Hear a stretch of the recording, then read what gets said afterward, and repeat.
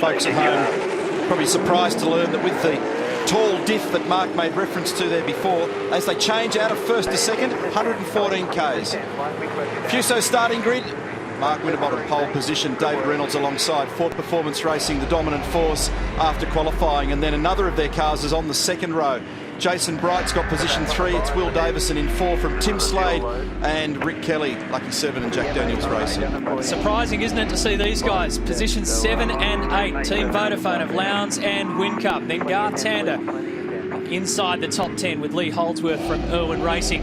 As Shane Van Gisbergen signed up a new 3-year deal with Stone Brothers Racing, and SP Tools are going with him as well, so that's great news for Stone Brothers. Jonathan Webb and Steve Owen. John Webb really had to fight that car in qualifying to get it up as high as he did inside the top 15. James Courtney and Stevie Johnson alongside each other. Michael Caruso and Dean Fiore for Jim Beam Racing. There's Michael Patrizzi coming off a great run in WA. And Greg Murphy, tireless campaigner, knows this circuit better than anyone. Tony D'Alberto missed last year with the chickenpox when we had the Enduro event here. Todd Kelly and Russell Ingle. There's Taz Douglas, James Moffat for Team Norton. DJR in the rear of the grid belongs to David Wall and Carl Reindler. Carl was penalised a few spots for blocking throughout that qualifying session. Hence the reason why car 11 has been bumped to the rear of the field. Also earlier on today in practice, Mark Winterbottom and Jonathan Webb both did an extra lap after the checkered flag, and they were lucky not to lose 5 grid spots for qualifying. In fact, that was the penalty, but it's been suspended to the end of the year. In other words, they can't do it again. It's certainly frowned upon by race control. On board here with David Reynolds, Botlow Racing FPR Ford. Great view from above as the boys crest the top of Lukey Heights. Interesting to see Dave so close to Mark Winterbottom then. It's a bit of gamesmanship between teammates. You come right up behind them, you basically position the car, you make sure they know the level of pressure that they're under. Starting on pole position is a great thing, as we heard Mark Winterbottom say. Great view, but a huge onus on the lead car to get to the first corner first. The other thing, we're on board there with Will Davison, the other thing that's really good, guys, is that Jason Bright and Rick Kelly from 2 separate Holden teams have qualified in front of Triple Eight. So that's a very good sign for those guys. Let's hope they can make the tyres live.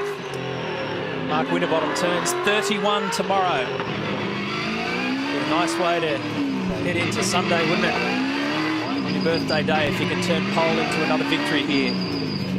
Little exercise that Jamie's going through there at the moment, dragging the brake against the throttle, just accelerating, braking, wanting to radiate heat out through the brake rotor into the wheel rim, I should say, and then the heat into the carcass of the tyre. So there's the chat about coming up as far as you can, but see the little gap, that 200 or 300 millimetres there, a little bit further for Mark Winterbottom. You want to give yourself that margin with a downhill start. If you move and you get outside of the bay, you get the penalty.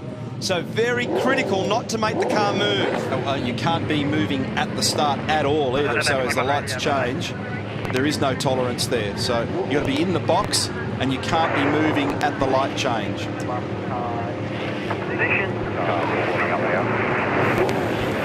It's one of the most spectacular circuits in the country. One of the most thrilling charges down to turn 1. Winterbottom's getting edgy. He's nudging and nudging forward, and now they let fly. See, Frosty was creeping, but he stopped it at the critical moment. Dave's got the jump here. It's going to be very close. Secondary part of the start a little bit better for Winterbottom. Oh! Big move by Reynolds. Big, deep break there. Great job to get round the outside of Winterbottom. Wow, I thought he was going straight off the road. Very brave. Someone's gone wide. It's D'Alberto, I think, in the high flex entry. Turn 2. Pulled it up in time without getting out to that wall, thankfully. And James Courtney was involved in that too, Neil. So they've got to block. They've got to make sure that you don't get speed as you get down into Honda corner there, and that's Brighter on the inside. He's around the outside Tander. He's gone backwards. 2 spots. So Will Davison's been a beneficiary. It's FPR 1, 2, 3. Very interesting first couple of corners, and this is on now, because if you come out of here together, that's Siberia. and you come around this left, pulling fourth, in fifth gear now, and if you've got someone alongside, there was someone alongside up the inside, it's very close to get through there by yourself, let alone two cars. Yeah, that was Jonathan Webb. Just on the back of the Team Vodafone car as Lee Holdsworth has a look on the inside of Fabian Coulthard and may get the job done. I think that was Whincup that we jumped in with there. He was actually back at first gear at Siberia, which there was so much congestion, he tried to launch the car out of there. There he is, up the inside now. Oh, contact with Coulthard. Oh, he's still arm wrestling that thing, and through goes the other Vodafone car. Fabian did a good job to hang on to it then, but they've all got him because his corner exit speed was terrible. That was 200 kilometres an hour. A little bump, and Fabian Coulthard couldn't find the centre of the steering wheel. He was out sideways, couldn't get it back under control. And it's not done with yet because Jonathan Webb's climbing all over the back of him. Stephen Johnson and Steve Owen are waiting. So's Greg Murphy. There's a big train as they head towards turn 4. David Reynolds leads the way from Mark Winterbottom. Will Davison up ahead. A brainstorm at Team Vodafone trying to work out how to get out of this mid-pack mess. Lowndes has been first, should I say the fastest man to the end of the first sector in recovery mode though, because he's down in 9th position. Replay of the start from the chopper ascending, and look at that, 28 cars, mad, angry, rush down to 1. Look how it narrows. The best view we've ever seen of how much it narrows on the right-hand side. And how's Davies run? Reynolds just absolutely pulled the stops out. Can you believe it? It was like a slingshot around turn 1, so it's even up until about here. And as you say, Cropper, that's where the road narrows, and then whoosh, off he goes. And I thought he was whoosh off the road. I thought there was no way he could get it turned. I reckon he might have had that thought for a brief moment. Yeah, I think he may have, exactly. Would have made the eyes go big. Yeah. This is Tony D'Alberto, as we saw, down at the Southern Loop, so I reckon good job to go straight through. A steering wheel squeeze, the number was pretty high right at that point. Like that grip test. Lowndes, by the way, is making a move on the timing monitor, but he's still got cars all around him. Alex Premer with damage to the rear of car 33. And what happens is...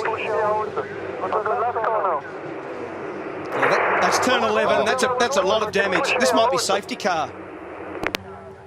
A lot of damage. That's Richard Holway saying, "Okay, mate."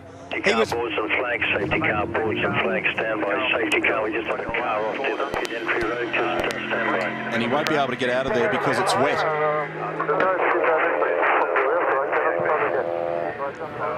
So it's quite a heavy rain shower went through this morning. We looked at it earlier today, Mark, off the racetrack. It's very, very wet. Several cars have gone off in support category events and they don't come back. And that's what happens when you get back too far. Alex Premer drove very well this weekend, given this his first time ever at Phillip Island. He's out of the car walking away now. But it's always difficult when you're back around 20th and the guys play for sheep stations down there. They're running into each other. And we're going to cover a little bit of vision here. This is what's happened. He's been turned around. And look at the fuel coming out of the back of that car. It's been hit very hard. 75-litre fuel capacity. And he's been in contact with Russell Ingall there somewhere. Now, we can't really show you back far enough yet to give you any more of the picture, but essentially there's been a drama because we saw in the background 3 or 4 cars all battling for that position. Wow. Out of the race goes Alex Premer. And that lonely walk back to pit lane for the 30-year-old Frenchman. His day is done.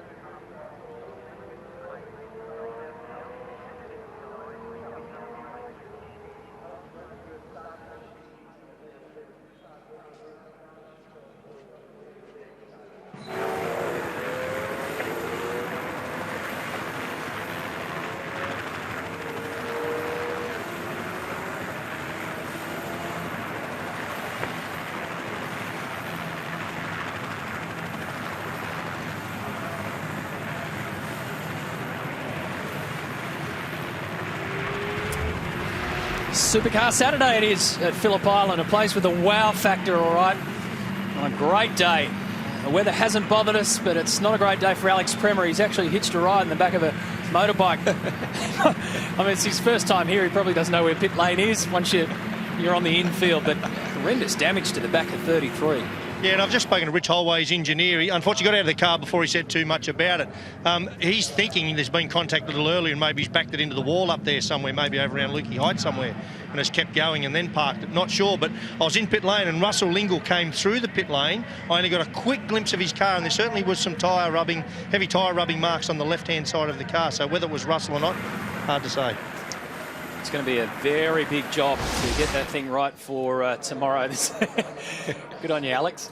Why bother walking when somebody's got to, you do the Australian Trail Bike GP here?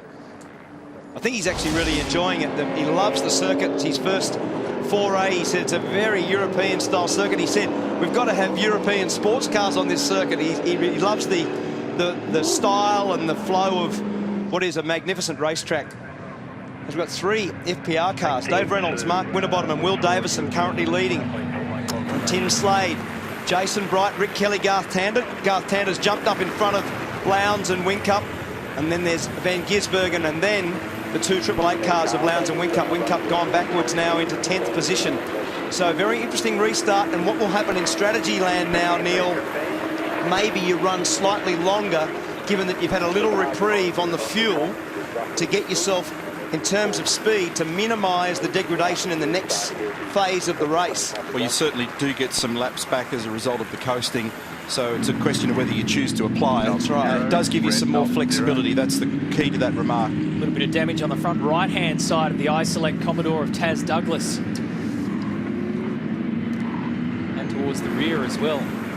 So we've had a couple of laps of safety car, so basically it's sort of a 1-to-2 ratio, so you're going to get a lap and a bit back, but it's still going at the moment, so we haven't bottomed out to see where that lands. But it's not going to make a huge difference, but it might just give you a little bit more flexibility in terms of where you choose to do it, but not really going to impact anything much. Oh, and the tyre will slightly be better at that point, so you're slightly better to keep running for a little while whilst the goodness of the tyre is better. So it'll just be teams planning. Some of the teams, like FPR, when you've got a lot of cars all together, they'll have to be on a different strategy so they don't balk each other. And this will be interesting to see how Dave Reynolds, as the leader of this race, controls this field once the safety car peels away. Race director Tim Schenken. Right now, accelerating away from the field, car 55, maintain speed. Petty's safety car pulls away, so now it's in the control of car 55 of David Reynolds. So searching for his first V8 supercar win. He's already got the jump on his FPR stablemate Mark Winterbottom off the start of this race. So this is critical. And a lot of strategy here, Matt. This is a very big moment for Dave Reynolds, because the way you restart this race will have a very big bearing on whether he can win today.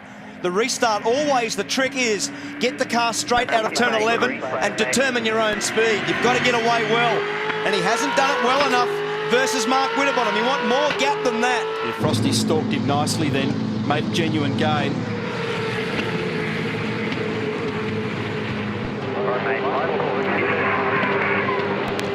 So James Small there on the radio, eyes forward, mate, eyes forward. Good opportunity for Tim Slade, very good restart. versus Will Davison. And a good cover job from Davison too. He saw Slade in the mirrors. Oh, that was bright sideways, and the BAC Commodore in behind Slade. That is a fantastic shot from the back of the car through turn 1.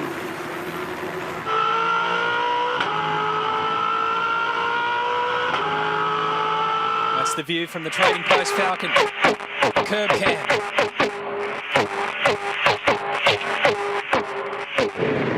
That's 250 kilometres an hour at the apex of that corner. Flat out in 5th gear. Watch Tander and Van Gisbergen here on the run up to Siberia. They sorted out by dropping back to single file there because Tander wanted to cover Lowndes, who's tucked up behind him. That's a positional gain for Van Gisbergen up to 7th.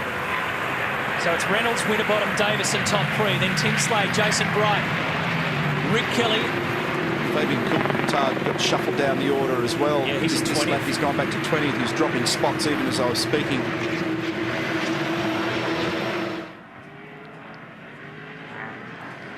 So he didn't drop Mark Winterbottom at that restart. Frosty was right onto the game. But he's held his position, David Reynolds.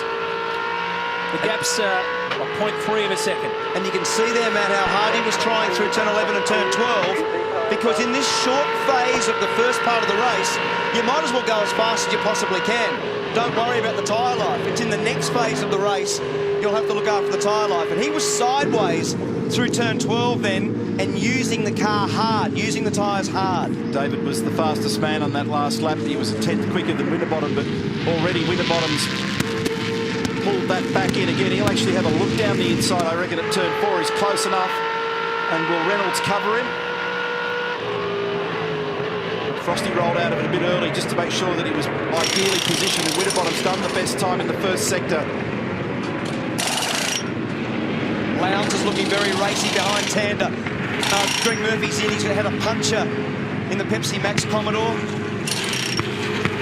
Wingcup right up in behind Craig Lowndes. So this will be pretty healthy in a second when Lowndes gets up to the back of Tander again. Right behind them is Lee Holdsworth. Both those Vodafone cars suffering from what many of their opponents have in recent years, and that is if you don't get this clean air that the leaders are dealing with, doesn't matter how good your car is, they're back in the pack. They'll work all afternoon. There's no way they're going to get up near the front of this pack at the moment. They might clear a car or two, but it'd be very difficult from where they currently are in 9th and 10th. Have a close look at the line that Mark Winterbottom is using versus Dave Reynolds. Dave's car has got too much load on it mid-corner, and he can't make the exit as straight and as clean as Mark Winterbottom, which at the moment that doesn't make a lot of difference for lap time, but it will make a lot of difference in terms of tyre load and degradation in the next phase of the race. So just look for the different lines. This is probably one of the places in Australia where you see diverse styles between car, driver and engineer, and how they achieve their speed is a lot different. There's Reynolds there, massively wider on the exit than Mark Winterbottom. That's the style of thing to look for, and you'll see good cars come off those corners straighter using less road. Yeah, I tell you, Scapey, the really interesting little dynamic here. Now, remember Davey Reynolds, his car, whilst it's run out of the FPR garage, has run under the Rod Nash licence. Now, I'm down here amongst the FPR and Rod Nash's garage, and Matty Nielsen, one of the senior engineers with Ford Performance Racing, is in and out talking to the guys in the green suits. So, and I'm sure they're not talking about what shock settings to put on the car to go faster. So it's a really interesting one. You've got Winterbottom here in a championship challenging position, and Davey Reynolds desperate to win his first race. I reckon there's some negotiation going on.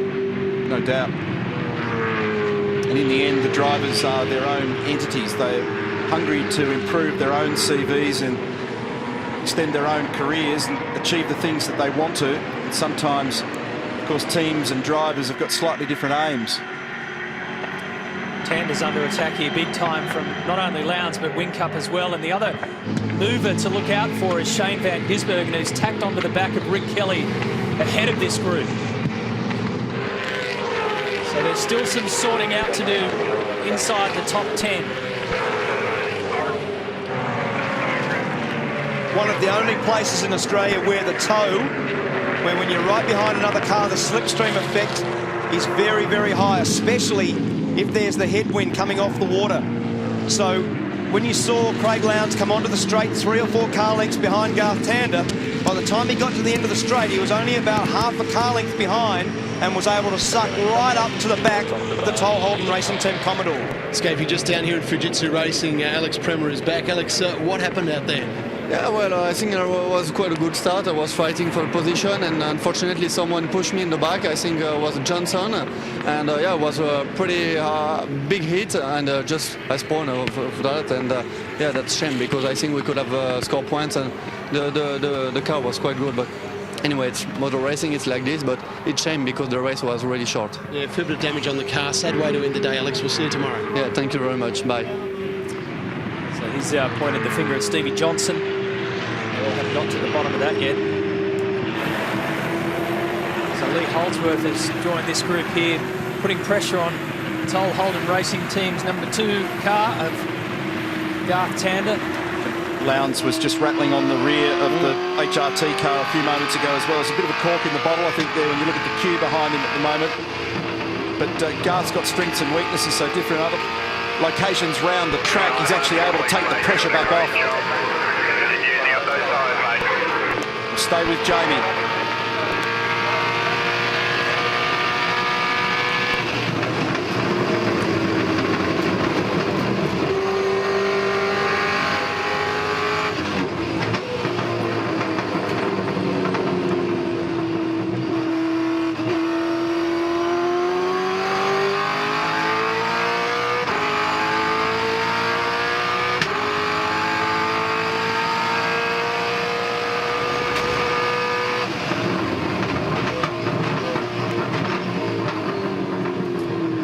Lowndes gets Tander.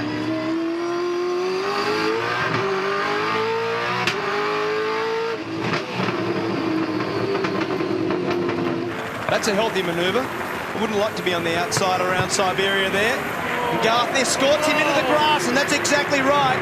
When you're on the outside there, you're always in a very difficult position in terms of how much track you've got to use. And Garth, a little bit of professional gamesmanship there, escorted him wide up over the curb and into the grass. Cost him a spot. Holdsworth just pounced and took an immediate advantage. So Jamie was trying to be opportunistic and jump in, play the game that Lowndes had just successfully played. Didn't work, very awkward on the outside there. I mean, you've got to be, well, here it is again in replay. You can make your own judgment. This is down at the right-hander at turn 4. Look at the ground that Jamie makes while they're racing each other. And then they head off to Siberia. Garth's mispositioned, slightly slower exit than Jamie, but in order to get the job done, as Mark was describing, on the outside you need to be not only alongside, you actually need to be marginally in front to be able to squeeze back so this doesn't happen. Because all Garth does here is slide gently out to the natural racing line exit. Oh, I didn't know you were out there. Sorry about that. That was a bit of a shame. So have a look on board. So here's Whincup. He does the crisscross. He gets alongside, and on your left, that's the Toll Holden Racing Team Commodore of Garth Tander. But what Neil said, he needed to be another half a car length further forward to get this and massage Garth back. But as you can see, Garth now just escorts him off the curb into the grass, sideways, lost a spot. And from on board, it's a little bit more aggressive. I think we were soft selling it on board. It was pretty much a good luck, brother, you're out here. Yeah, exactly. So the stops have started. Rick Kelly, one of the first of the guys to make this, and in terms of strategy, make this first call. We said they may have run a little bit longer, but he's one of the first guys in, lap 10. That air hose was pretty sticky then on Michael Caruso's car. He was happy yesterday with its performance. He won't be happy with where he is in the field at the moment. Meantime, this little battle brewing now, so Holdsworth's on the march here. But here they go. Oh, Frosty got a good gain there. You can do that when you can tuck under the wing of the other car. You're protected from the radar. So that's exactly right. Little half car length that nobody gets to see, except of course us. So Neil's referring to Dave Reynolds would have been in the radar gun fire, but the blue car behind, Mark Winterbottom, his teammate, was able to range up behind without being pinged by the radar gun. All right, mate, we've got a bit of a trouble with the fuel. Might take a little bit longer. Oh, look at that. They can't get the fuel out. You're kidding me. No. Yeah, what happened there, guys? As the fuel man had his fuel hose ready to go. It started leaking fuel everywhere before Davey arrived. He didn't know what to do, so he put that one down, stood there for a while, and then grabbed the other fuel churn there and started fueling from that, so a real mix-up. That's his day done. There's a lot of fuel down there too, so that's quite dangerous.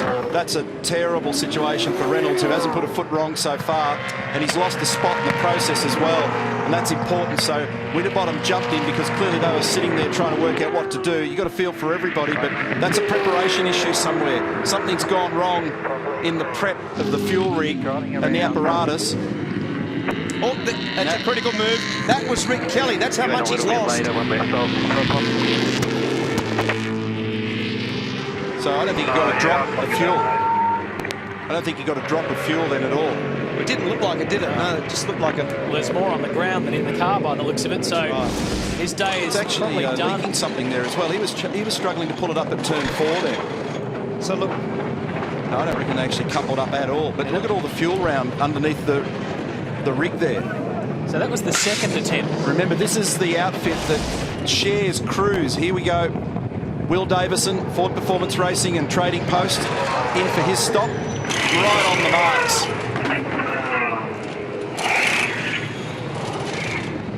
All right, you're going to have a clear exit. You're going to have a clear exit. Clear, clear, clear. Go, go, go. He's very tidy as Whincup pulls in.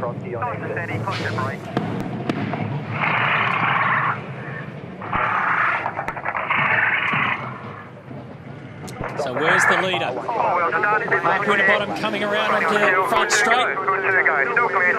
As Will Davison will be released from pit exit. Here's Jamie Whincup. So Davison will take over the effective race lead. It's the effective lead. Yep. It's the first in the queue who's stopped. The actual race leader at the moment, still Shane van Gisbergen. So how much did that cost Reynolds? There was a glimpse of him down at turn 4 before, and it looked like it was probably water from when they top everything back up, but there was a lot of fluid around the bottom of the car. He was having real trouble stopping it down there. Obviously cold tyres as well, but he's had the shocking stop, which I'm pretty certain is going to have to deliver him back into the pits now to grab fuel, these 8 seconds of fuel. Plus a very messy outlap on cold tyres because his head will be scrambled. Shame. Well, he did a great job in the first phase of the race. He did a 33.51, 800ths of a second away from the Craig Lowndes lap record of 1999. So fastest guy in the field, come in. They've had a problem in the pit stop. He's now in the race, 13th, but when this does sanitise, he'll be further up than that, but he has lost positions relative to Mark Winterbottom and the key runners like Will Davison and Rick Kelly. So what would be curious now, and they'll be looking at lap speed, and that'll be the answer to the question, is how long those that are at the top of the field continue to run for. So if their tyre deg is too much, they'll bring them in, but they'll continue to run them a little bit longer, and of course they can do that. That's the flexibility I spoke about before, afforded them by the couple of laps of safety car. It just pushes that a little bit long. So at the moment it's Van Gisbergen, Holdsworth, Tander, Johnson, D'Alberto and Coulthard who are in that group, and fastest man out there is Craig Lowndes. Look at this little battle on screen here between the FPR boys. Again, Davison and Winterbottom at turn 2. So Lowndes has actually punched out a new lap record in the process. It's a 1:33.27. So it's Lowndes who's bettered the lap record held by Lowndes. Only when he last did it, it was in a Holden with Bridgestone tyres in about 1938. It was a long time ago. He might go back-to-back here too, because he's done the fastest time to the first sector. It was 99. Yeah, I know, I was just being an idiot, but it was a long time ago. Good at that. Hey boys, if I can just quickly show you, the guys are repairing Reynolds fuel hose here now. What it was, and I'll just show them the one next door. This is Timmy Slade's one, the one they use.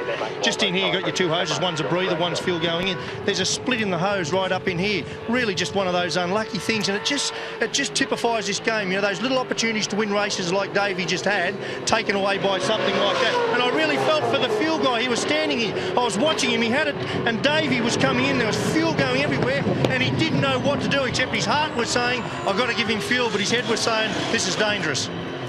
Yeah, and the other interesting thing is it's the unique scenario in that particular outfit, as you explained earlier in the season, Blarko, where 2 teams actually service that car. Ends up being a mutual task done by the Lucky Seven boys and also the Botlow boys. So two outfits, Stone Brothers Racing and Performance Racing, cooperating in order to make those stops happen. But great frustration indeed. But Reynolds' day will come. Have a look at that. That's a great shot at the end of the straight, isn't it? That unbelievable turn one of the best corners in Australian motorsport. Phillip Island, you're on 7. V8 Supercars.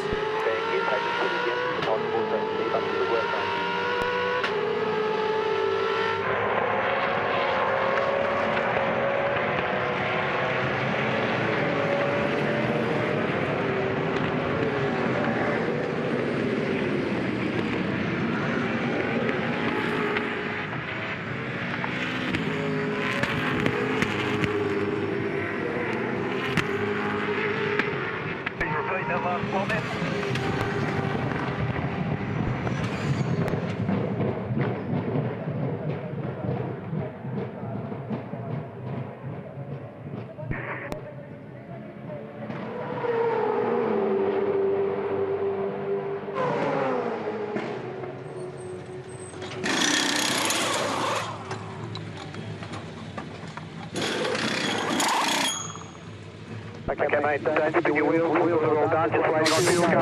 Lane is clear, good stop, guys. Okay, you're coming out with the leaders, Car's coming past now.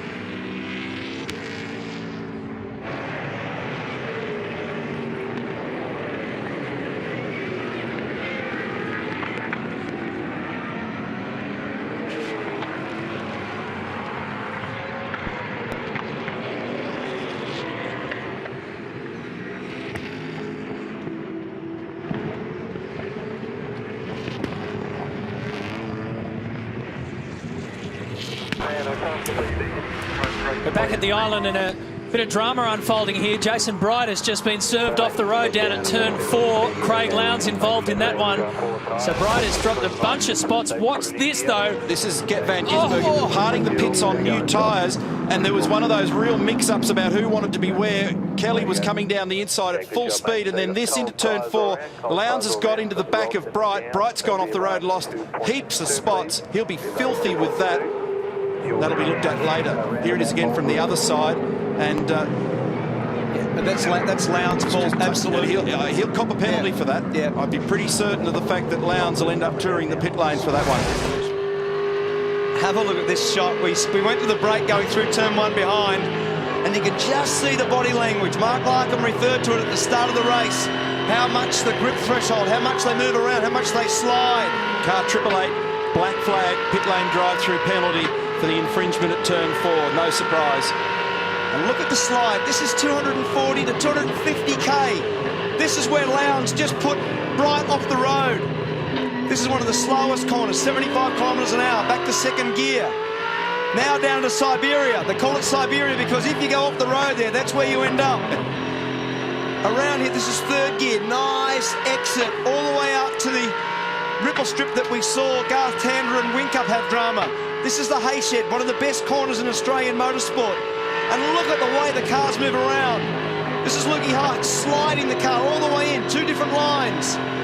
2 totally different ways of going about it. And at this time of day, when you get right to the peak of the hill there, that sun really catches your eye. It actually becomes a real problem. It's another problem when you get to the last corner as well. And just watch here. This is the exit coming out of an 11, which is where I was referring to Dave Reynolds earlier in the race. You've got to get out of there straight. Look at the slide at the last corner, the car moving around. That is as good as you will ever see. 200 kilometres an hour, and the car out sideways before the driver can regain control. This is 290 kilometres an hour. And look at the buffeting, look at the front spoiler rubbing on the road. two teammates battling. What great vision. Now, Van Gisbergen actually clears Kelly, and Lowndes, meantime, is in the pits for his drive-through. Here he is. So Van Gisbergen climbing back up now to 7th as we go back to these guys who are the first in the queue who've taken their stop. They're 3rd and 4th on the computer at the moment. Coulthard and D'Alberto, the remaining drivers, to stop. They're running long. They can run out about as far as lap 22, we reckon. Depends on their fuel burn. You've got to add a little bit of a factor in there for the... Lowndes just left the pit lane in rather an angry hurry. Well, Tim Edwards at FPR, I don't know how you're going to get your eyes off this duel up the front between Will Davis and Mark Winterbottom. These boys are just going at it. Yeah, they're going pretty hard, but I think they're driving sensibly, so that's all I can ask for. Now, tell us, a bit of a moment earlier for Dave Reynolds, problem with the fuel delivery. What's his situation now? Well, the moment's not over at the moment. He's got about 2 laps worth of fuel left, and they're still frantically trying to fix the fuel rig. There's the problem with the nozzle. I haven't obviously seen exactly what it is, but they're working hard to try and fix it before he runs out of fuel. Yeah, disappointing day for him now. Absolutely, we're gutted. Right, we might have a bit more action up the front here. We'll leave you to it. Thanks, Tim. Yeah, it's a tough deal. So they're trying to resolve that, and the point I was making is they get a little free kick from the safety car, extending their range slightly, but they're running out of time if that's still an issue. So Coulthard and D'Alberto now peel off, revealing these two at the top of the field. 1st and 2nd, Davison and Winterbottom. Men of the moment in the recent past. They've been incredibly strong at Ford Performance Racing this year. It's been a record season for them so far. If I was Tim Edwards... They touched. They just touched then. As you turn to make the point to me, you're about to make the point about touching, and Winterbottom's now up the inside. They're changing positions here. So this is an amazing race between these two through the southern loop. Side by side into 4 once again. Davo's got the inside running. And now Frosty has to drop back and try for the crisscross. What they can't do is too much of that touching stuff. And Tim will take a very dim view of it if too much of it occurs. What you were about to say. That's what. This is on now. This is fast. This is very, very fast. I do not want to be in Mark Winterbottom's car on the outside. Great job. Absolutely fantastic driving to get through there together. Very brave. They're mates and they're teammates, but they are competitors. They both want to succeed this year. Frosty's been with the team for a long time. He wants to now reap the benefit of the years of hard work to get these guys up there. That was a bold move on the outside at Hayshed, and he pulled it off. Looks like he's got a bit of pace in that car at the moment. You'd only do that with your teammate, Crompo. There's no way you get round the outside of there with anyone else. You'd end up doing a bit of farming if it was someone in a different car. For sure. He looked strong. He come up onto the back, and this is the little bit of contact that Neil picked up on. Just a little bump. And look how sideways it makes the car go. Yeah, and will not be that happy about that one. No. But this was the part that was brave. This is alongside each other to a 230-kilometre-hour corner. This is the Hayshed. We've seen drama there all weekend, and the two Falcons get through there together. The two factory cars, two guys battling for this championship. And Winterbottom, great manoeuvre around the outside. How's the performance of Tim Slade? 3rd. David Reynolds rapidly running out of fuel. The Bottle-O team rapidly trying to fix the fuel hose in pit lane. But whatever they do, he's a goner. So when they bring him in and fuel him up now, he's just going to drop to the back of the pack. And how is the Ford performance here at the moment? First 5 cars are all Falcons today. At this point, Winterbottom, Davison, Slade, Reynolds and Van Gisbergen. Before you find the series leader, Jamie Whincup, in 6th position.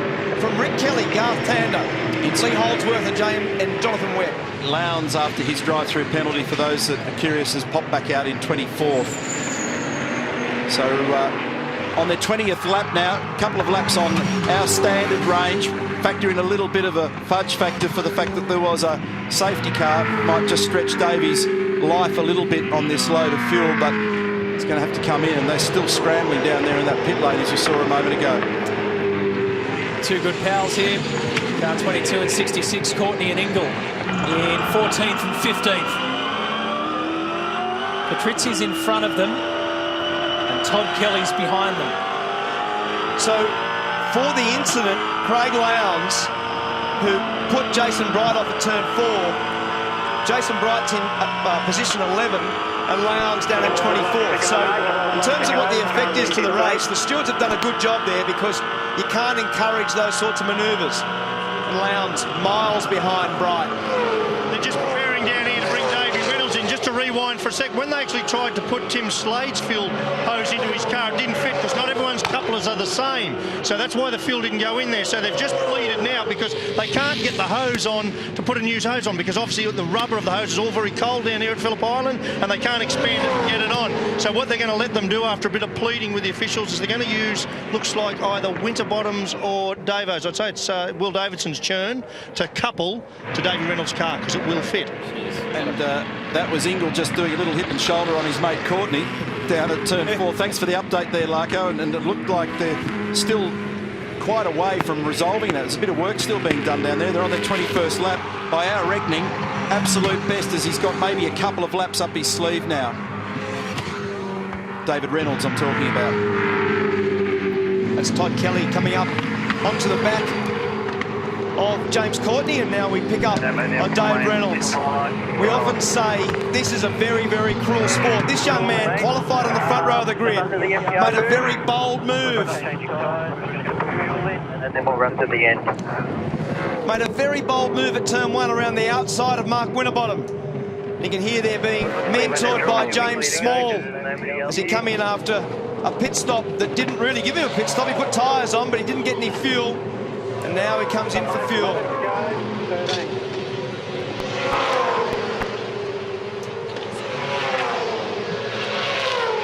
Yeah, there's Davey Reynolds departs. What I've got here's the offending bit of hose. Pete, I don't know if you can see that there. Look, quite a large split. So you can imagine the fuel that was pouring out of that when that poor fuel guy was standing there ready for the car to approach. Oh, he just would have been gutted, wouldn't he, Larko? The whole team, and Tim Edwards summed it up. In fact, Tim talked about the teamwork that delivers you a championship, if not just a race win, and that's what Davey Reynolds was on track to do here today. And he's now 25th in this field. And these are the items that come under the umbrella of pressure that was spoken about at the very top of the telecast. And it's every tiny little line item in literally thousands of things that have got to be right to go motor racing to get a result. Any little slip up anywhere, and this is the outcome. It's amazing stuff. Winterbottom's the leader. He's got a half-second margin over his teammate. We've still got a fascinating few laps to run before this one's resolved.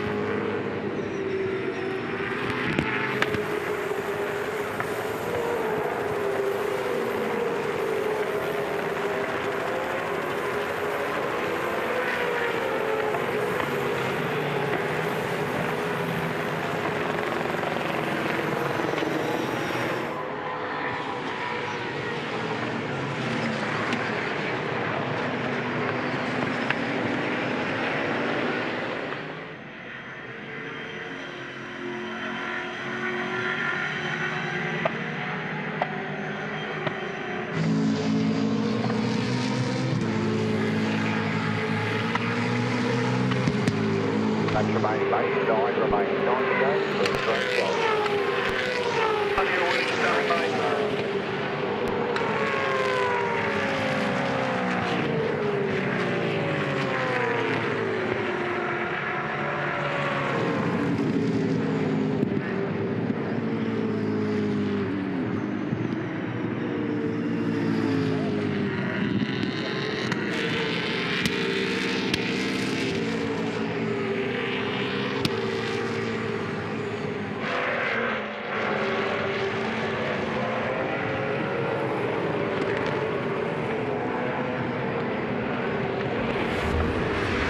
The shadows are getting longer here at Phillip Island on this Saturday afternoon, and Shane Van Gisbergen is on a late charge. He's just got past Tim Slade while we're in the break.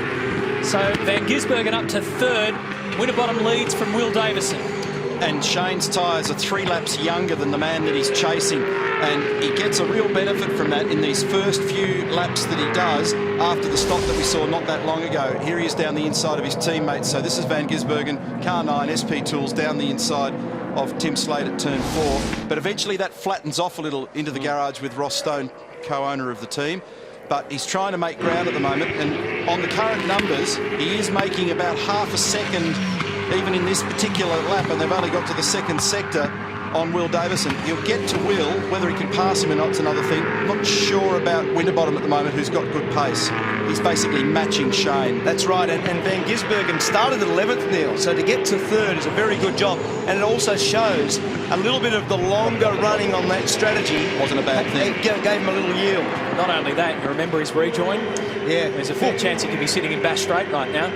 Well, that was about as close as you dare. That was a millisecond away from being, you know, a spare parts catalogue all the way down to Bass Strait, because that was going to be a massive shunt. We've got a safety car. Oh, no.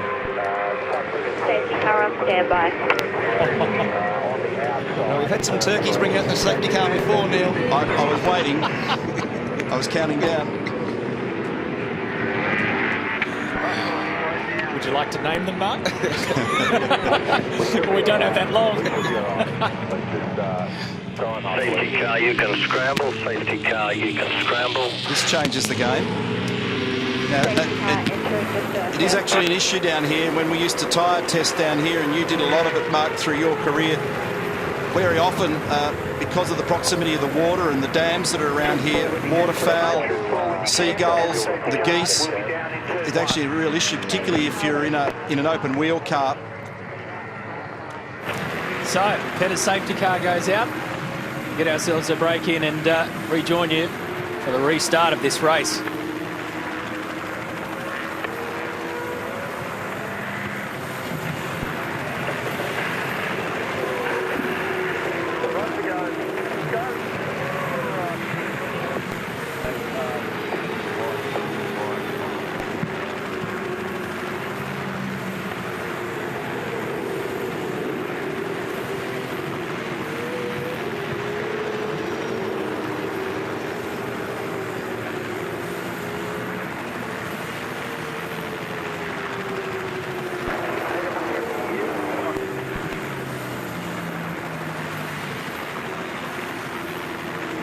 Okay, all clear. Safety car that's in sector 2 at the moment.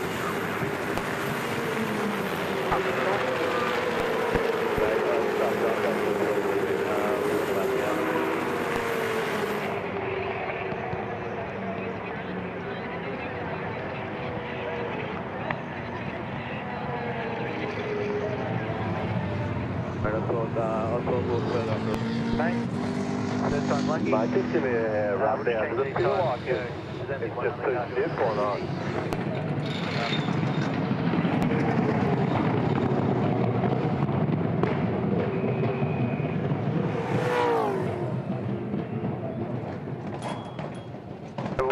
You'll be clear to go. And then we'll have that push, okay? Push again, safety car again. Just right in that part of the corner, just like the rear of the car sits down and just pushes on really hard. There you go. No load in the okay, did the rear bar come off, do anything?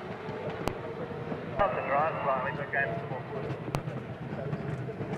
Because I think maybe push them a bit further on the bars there. One more lap into the safety car, so one on both bars, bring the rear. I'd go another half on both.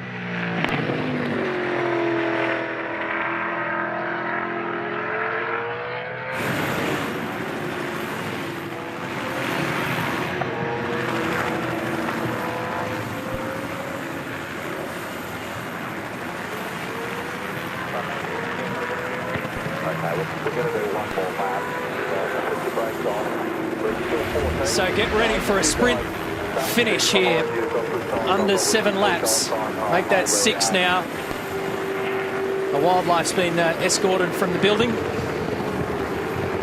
So the Pettis safety car will complete this lap and then peel off and away we go. And despite the threat of weather, it hasn't really come. I'm still bathed in sunshine. It's very, very cool out there at the moment. Interesting, as they still queue up behind the Pettis STP safety car, that they took the opportunity at the Botlow team to bring Reynolds back in. Michael Caruso the same. They're sticking boots, tyres on the car, and why they're doing that is because when they join back on the queue and the field is compressed, they're the guys with grip. They don't have track position, but they do have grip. So they're playing a card that affords them the opportunity to try and vault around those they're racing. You wouldn't do it if you're at the front, but when you've been beaten and battered and you're up the back, it's worth a punt because you might at least make some gains and some points. It certainly is, and certainly for Dave, that's the way to go. You're already back in 25th. You might as well be back in 25th with good tyres. The other point that this safety car has brought out for us is just before the safety car, Jamie Whincup was the fastest of the first 5 cars. So the first 4 cars are Fords, Winterbottom, Davison, Van Gisbergen and Slade, and Whincup had pace. So this last sprint now, with only 5 effective race laps to go, will be very interesting. This restart, just like we said before, will be very important for Mark Winterbottom to get a good exit of turn 11. And don't be surprised if we generate some nonsense out of this. Yeah. So we've bunched the field back up. There's different levels of speed through all sorts of things that have happened in the race where people are a little bit out of position. When that happens, you often get a bit of push and shove at the restart. We're about to find out. Different tyre life as well. We're talking about Shane Van Gisbergen. There's Cochrane. I mean, Tony always lobs in the winning garage, doesn't he? Does it all the time. He sort of senses the winner and lobs in that garage. Look at the exit. Huge jump here. Well done, Mark Winterbottom. That's a very important move, very clever. And Will Davison's been caught out by that. That's 4 or 5 car lengths. Conversely, Shane Van Gisbergen has done a very good job. He's right behind Davison. So Shane's positioned himself here to potentially pounce, but Frosty's afforded himself the opportunity to bolt. That was a pretty interesting little manoeuvre there from Tander. He's actually got a spot up on Rick. That's for 6th. And it was touch and go out the other side of the corner. Look at the margin for Winterbottom. That's potentially sealed a win for him, that restart. Now,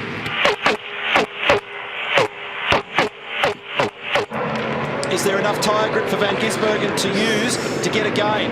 He has a look at 4.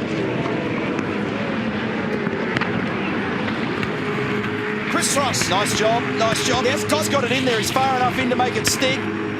But they've got to get through side by side at Hayshed. Will's done this once today. Oh, Van Gisbergen's thing turned into a sprint car in the middle of the corner. Tyres are a bit cool, it's dirty on the outside, and this time Will was not going to take no for an answer. That's the difference between teammates and non-teammates. Van Gisbergen gets into the back. Whincup. Lowndes is down the inside. Whincup's down the inside, sorry. And that's a big change. Now Tander, 3 abreast. That's Slade. So Whincup has got Slade, and Whincup is now in this battle. Tander almost made up 2 or 3 spots in the blink of an eye while all that silly business was going on. We've got smoke coming out of the rear of car 6. That's a good touch. Yep. That's because he got into the right rear guard. Here comes Van Gisbergen down the inside. He's going to make this one work. Oh. Can he control the speed on the exit? Oh, he's gone! He saved it! Oh, that's amazing. Well done. Great save. That was as good as you will ever see. He'll have a lot of rubbish on the tyres, so Slade's well positioned here as well. That's a dead set miracle that he could actually recover that thing. And that puts Whincup into second spot. Now Davison gets a big clip. Now he's going to get hit. He's going to get hit. Oh! That's nasty. 2 series leaders out of the race, gone. That is unbelievable. He had no control. Are you okay, mate? You're good to go, mate. You're good to go. Keep pushing him out. He couldn't. There's no way he can stop Matt. He couldn't do anything about it.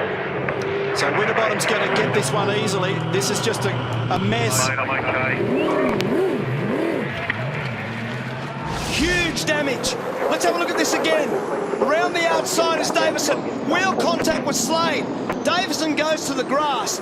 Cannot control the car. Can't slow it down. Smash into the side of Whincup. 2 leaders out, gone. That is, you're in the wet grass. You can't do anything about it. Heavy contact too. He hardly slowed down. Look at the damage. Jamie had no idea. He had no idea that Will was coming. Will knew he was coming, but couldn't control it. Couldn't do a thing about it. Meanwhile, Winterbottom has a 4.6 second lead over Van Gisbergen. Tander and Slade are slugging it out for third. And Holdsworth's in there as well. Tander will have to be careful with the pass here because he's probably got better speed than Slade. But if you park the car in the wrong spot, Lee Holdsworth will grab the position. Right behind him is Rick Kelly. This was where it all happened a lap ago. He only just made it. Tander only just made it. I can't believe they haven't done it. That car's parked in a very dangerous spot. Whew. He got served from behind then. Tander got hit by Holdsworth. They made contact and only just made the corner. Rick Kelly got by Holdsworth. And this is Webb. Is it Webb or Patrizi? Sorry. It's right behind is Webb from Bright, then Patrizzi, and that's the leader. Over the hill comes second. Shane Van Gisbergen. Remember I said that the restart was highly likely to trigger a bit of action. Well, no question, we've seen plenty of that. Bit of silly stuff too. That'll be a bit of a test of friendship between Whincup and Davison as a result of this. That's that different line I spoke about earlier. The way that Slade has done that now is trying to get onto the straight. He's got to try to hold position down the inside of Tander at the final corner. Here we go. We've seen some drama down here already. Crisscross time. Now this is the crisscross. He's got to get down the inside out of turn 2. This is Southern Loop. His mid-corner speed's not good enough. Slade was actually able to sneak away a little bit. This is the position for the pass. Out. And there goes Will Davison walking away from his FPR Falcon. So this happened in Perth for him as well. You know, big damage and a bad result, and then another bad result today. It's a real threat in his championship challenge that he doesn't need. It's going to drop him to third in the championship. But you just wonder how much more is left to play out. There's only 2 laps to go, but Winterbottom's got it in the bag, 5.2 seconds ahead of Van Gisbergen. There's no better time to be out in front away from all this mess than right now, but Slade and Tander are not letting it go for third. Got to say that Van Gisbergen's done a great job to save himself from what should have been a monster accident. It was amazing. And to come from where he was on the grid to be second is tremendous.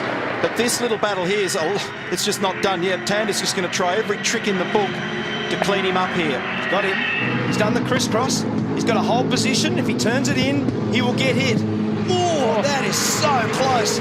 Slade, Tander did a good job not to serve him up then. That would have been a big contact. And a compromised Garth speed onto the straight.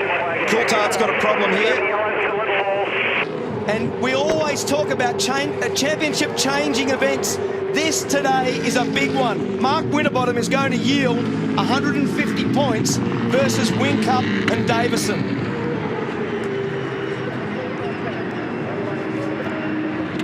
Holdsworth right up behind Tander now. We said it before, he's going to be careful trying to get by Slade because Slade's teammate will easily jump down the inside. Yellow flag. So you can't make the pass. So they put the yellow flag out down there so that you cannot make a pass whilst you're in that zone. The green flag is on the left-hand side, and from now on you can race again.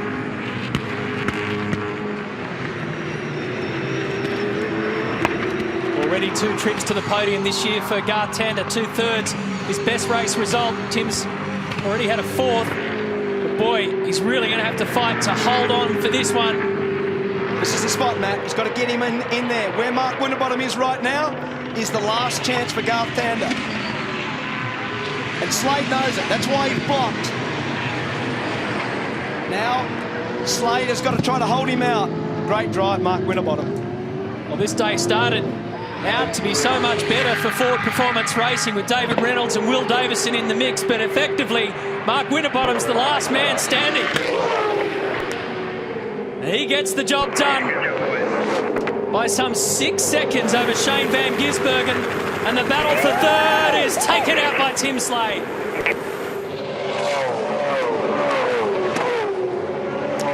So 3 Falcons on the podium. Winterbottom, Van Gisbergen and Slade. Hold out, Garth Tander. Lee Holdsworth then next. And that man there, a very good performance today. Very professional, had very good car speed.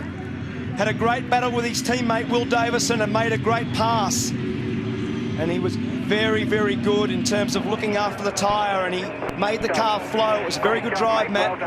Very few mistakes today for Mark Winterbottom. Mate, I've got obviously a shaken Will Davo, mate. 250 k's contact. That was a big, big ride, mate. Tell us about it. Yeah, it wasn't fun. Actually, that's your worst nightmare, being out of control up the inside and just looking for your fellow competitors, trying not to obviously hit anyone. I tried to pull right and get across the front of Jamie, but I was just praying he saw me coming, but obviously hit him there. So I'll have to look at the replay before I comment. I was on Slady's outside at 3, and obviously, I don't know, but we hit my left front wheel, which launched the car. I thought he sort of moved right on me a bit when I was already sort of committed to go up the inside. So yeah, not fun. It was a bit crazy there the last few laps. Yeah, having a look at it, doesn't look like anyone did anything over particularly wrong. Your left front steering clevis is broken, so it's obviously broken it. So when you were charging down the inside, you obviously were conscious of all the cars beside you there. We're going to turn around, and it was hang on and go for the ride and wait for the hit, eh? Yeah, I mean, yeah, obviously when I got launched with Slade, I was just a passenger from then on. It really broke the steering, and I was just on the inside. As I said, I was aware what was happening. I saw Jamie and that turning into the corner, and I obviously didn't want to T-bone him. I was actually trying to get across the front of him, but just got him. So it's just shocking for him. These things really suck. But just, as I said, I'd been hit from pillar to post, and and yeah, the Slade thing, I don't want to comment until I look at it, to be honest. All right, have a rest up. We'll see you tomorrow, buddy. Cheers. Well, that drops him to third in the championship. Mark Winterbottom goes up to second. We'll cover that off for you in more detail later, but that's how they finished. A Ford 1, 2, 3. Garth Tander, the leading Holden. Rick Killian. Both the Techno Autosports cars of Jonathan Webb and Michael Patrizzi finish inside the top 10, keeping that run going, especially for Michael from WA. So Craig Lowndes copped that penalty, worked his way back up through the field to 13th. James Courtney tried and ended up in 18th position. It's that kind of circuit, and it was that kind of race today. And Will Davison, Jamie Whincup, second and first in the championship coming into this race, both out of it without any points. And Mark Winterbottom, third race win of 2012. He's on the march. He's turned pole position into a trip to victory lane on a spectacular Saturday afternoon here at Phillip Island. The sun farewelling us. And the great thing is we get to come back and do it again tomorrow. Well, Mark Winterbottom, fantastic boy. You got out in front at the right time, missed all the action behind you. Frosty, that puts you within 10 points of the championship lead. Well done. Oh, yeah, now we're talking. It's it's about making those minimal mistakes. And when I saw number 1 on the side of the road, I wasn't too upset, I can tell you that much. But, yeah, awesome car, awesome job by the boys, and another win. It's, yeah, awesome feeling. Yeah, great work, Frosty. Look forward to tomorrow, eh? Bring it on another day. Let's go. All right, Shane van Gisbergen as well. Tremendous performance by Shane. Started from 11th on the grid and made his way up. Shane, congratulations. Second spot from 11th. That's a good day. Yeah, I told you we were going to be pretty good if we got the changes right, and it was. We pushed forward. We stayed out a lot longer and came through, but it was a pretty wild moment through one. I was arms and legs going everywhere, but really good job by the Stone Brothers to get all the cars in the top 5, and man, that was probably one of the scariest moments I've ever had in racing when Will came flying through there. That was took me by surprise, but if we qualify better tomorrow, we'll be up there. I couldn't imagine a wilder race for you tomorrow after what you went through today. You had everything going on there at different stages. Yeah, hopefully tomorrow's a bit more simple. All right, good on you, Shane. Well done. Enjoy the podium. And congratulations to Tim Slade too. Tim, I couldn't imagine a busier fortnight than what you've had. You've had Barbara Gallo, you've said goodbye to your grandmother, come with us on the Tour de Cure ride, and then fronted up here and got onto the podium, mate. Well done. Thank you. As you said, it's been extremely busy for me in the last few weeks. I think I've spent a total of 2 or 3 days at home and had a great few days with you, Barrett's up north, riding for Tour de Cure, which is an awesome cause, and obviously with my grandma as well passing, it's great to do this for her and all my guys. You know, it's great for Stone Brothers to have all the cars up there, and Lucky 7 as well. So it was a tough race. I'm not sure what happened after that contact there. The right front wheel was going really, really bad, so it made it super tough to get around all those left-handers. So it was good to hold on. Mate, that was as wild as you get those last few laps. It was. I mean, as I said, you know, I don't know what was wrong with the right front, but I just had absolutely no grip through any of the left-handers. So I guess, you know, we managed to hold on, and the car wasn't quite good enough today in the race. Qualifying was good, so we'll work overnight. Shane had a jet, so we'll have a look at that and come out firing again tomorrow. Great work today, Tim. Enjoy it on the podium. Thank you, we'll do. 26 years of age, Tim Slade, a star of the future, no doubt, but he's already making his mark in this category, and he's involved right up to his neck in this one today. So this is the incident that he's talking about. And watch Will Davison here. Cannot do a thing but collect Jamie Whincup. That was a very big incident, Matt. I mean, Jamie turning in, not knowing where all the cars are. So you're on board there now with Jamie, and bang! And it's one of the most frightening things. It's your driver's side, and you just don't know, because you just don't know where the cars are. Your peripheral vision is affected by the Hans device and the seat. And I think that's the bit that Will's talking about. I think Slade got a little wide. I don't know whether he drove it out there or he didn't, Neil, but that's the contact. Yeah, it'll be one of those things that ends up getting written off as a racing incident, because Will's trying to make a move down the inside. Tim's trying to stabilise his car off a very fast corner, one of the fastest in the country. The gap vanished and they made a contact, and because the two wheels interlocked, just a horrible mess. And look at that, Mark Winterbottom now 10 points off the championship lead. Will Davison drops from 2nd to 3rd, and Jamie Whincup just holding on. So let's get up to the podium for Frosty's presentation with Beretta. Phillip Island 300 podium time, round 10 of our season, and would you please congratulate our first place driver for Ford Performance Racing, Mark Winterbottom. In 2nd place for SP Tools Racing, Shane van Gisbergen. And in 3rd place for Lucky 7 Racing, Tim Slade.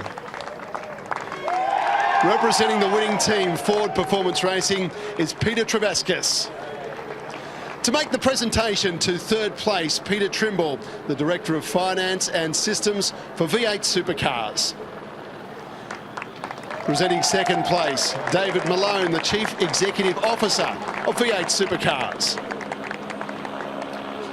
Making the presentation to the winning team, Craig Middleton, the Group Manager, Corporate Affairs, Telstra Media. And making the presentation to our winner, the 1st place trophy, Nicole McKechnie, Director of External Affairs at Telstra. Ladies and gentlemen, the 2012 V8 Supercar Phillip Island 300 Race 10 winners. And Mark Winterbottom becomes the first man this season to turn pole position into a victory.